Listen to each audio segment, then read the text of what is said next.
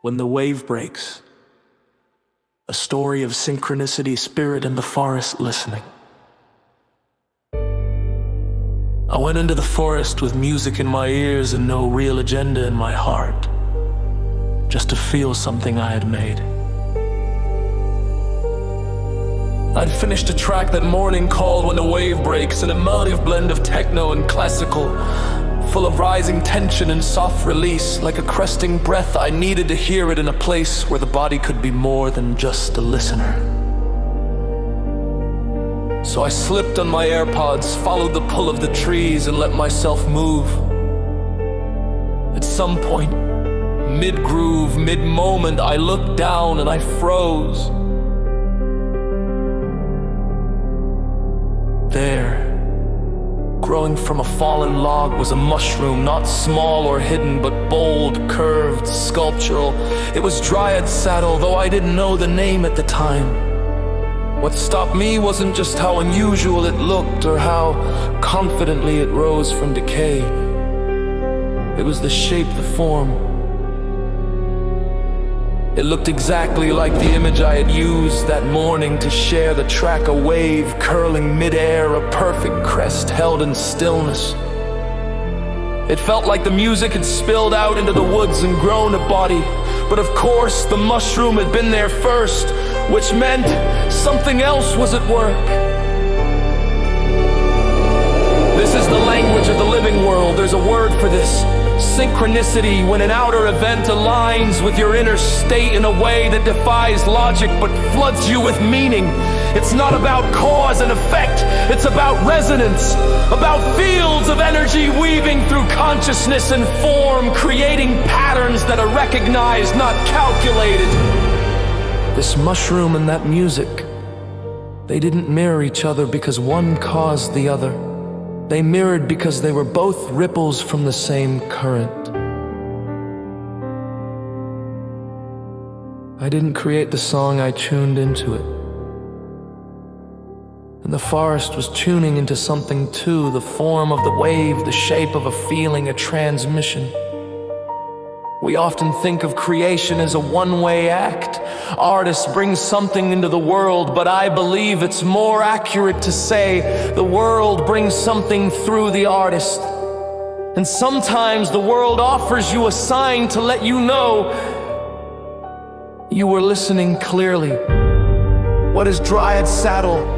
Dryad Saddle, or Cereoporus squamossus, grows from dead or decaying trees in practical terms. It's a shelf fungus in spiritual terms.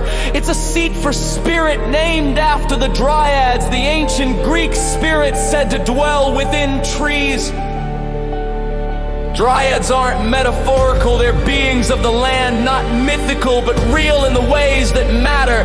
Relational, felt, present. You don't see them with your eyes, you sense them in the shift of the air, in the stillness that thickens around certain trees, in the pulse beneath the bark. And here was a saddle, a resting place, growing from the forest floor, a visual metaphor for presence, for watching, for the invisible guardianship that lives in untended places. As I stood with the mushroom, another image formed, one more layer than even the wave. The saddle made me think of horses. I could see them running from the ocean, wild horse waves, their manes cresting white. Since beginning to create this, I discovered what I'd been shown: Neptune's horses. The horses of Neptune is an ancient, iconic image of the sea's power, the god Neptune surging forth, drawn by horses who rise boldly from the waves. The wave I was shown in my mind's eye wasn't just water. It was muscle movement, spirit, a force alive in form. The wave. Rising energy, emotion, flow, momentum building toward transformation. The horse, freedom, power, untamed beauty, the will to move from instinct. The log, death, yes, but also foundation, something once towering, now feeding life below. These three forms merge merged into one vision. A wave cresting from the past, a horse breaking into the present, a mushroom born from what has fallen, all of it pointing to the same truth. Transformation doesn't always come loud. Sometimes it grows quietly until you're suddenly standing in front of it. And it's shaped like your own creation. So how does this work, really? Why do these things happen? One possibility is that there's an intelligence beneath the surface of things, a field that connects all life and sometimes lets us see through the veil. Another way to say it is this: your soul knows before you do.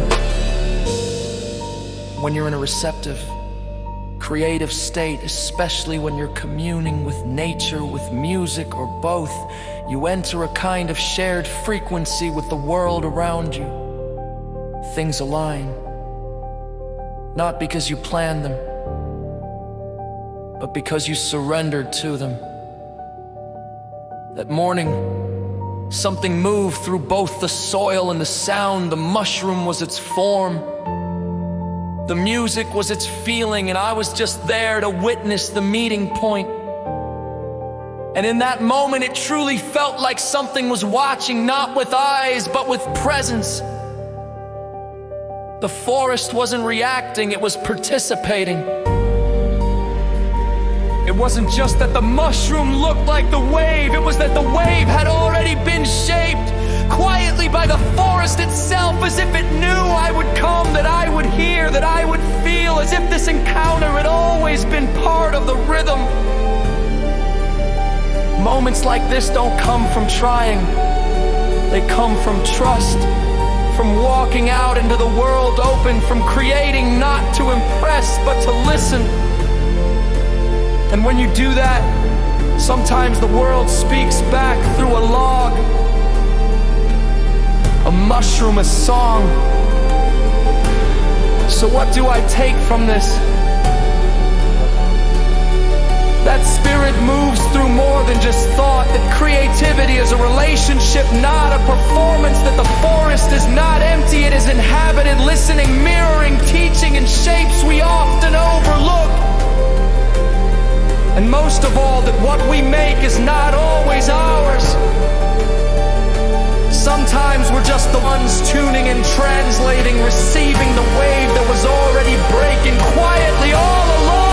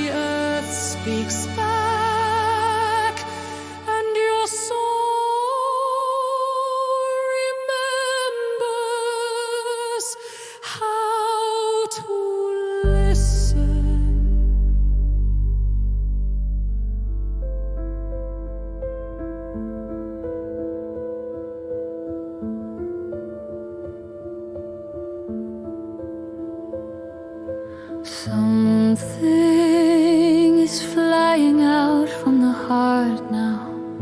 A whisper turned to wind, a silence that's ready to sing.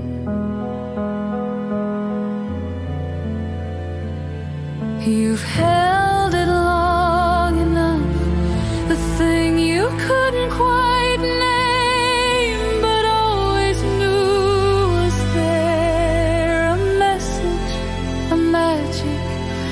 mission.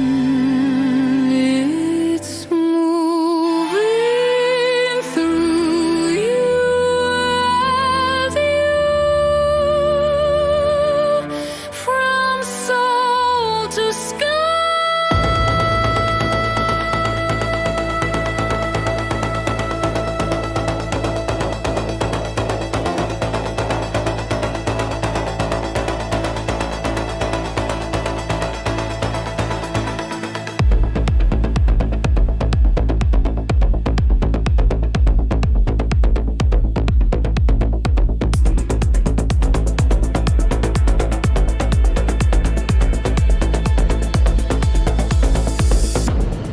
There's no